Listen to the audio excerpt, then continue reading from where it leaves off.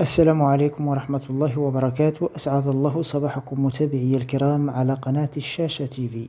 في هذا الخبر: مصرع 4 عمال اختناقا بوحدة صناعية بمدينة الداخلة.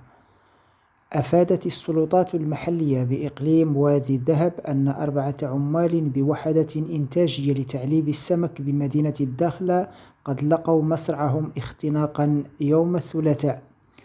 وأوضح المصدر ذاته أن 3 عمال آخرين يوجدون الآن تحت المراقبة الطبية بالمستشفى الجهوي الحسن الثاني بالداخلة، من بينهم حالة واحدة تحت العناية المركزة، بينما تبقى الحالة الصحية لعامل رابع مستقرة.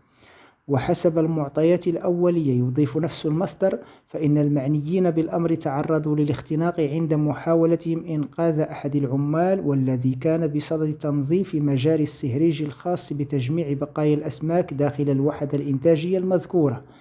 وقد تم فتح بحث من طرف المصالح المعنية تحت إشراف النيابة العامة المختصة، وذلك قصد الكشف عن كافة الظروف والملابسات المحيطة بالحادث.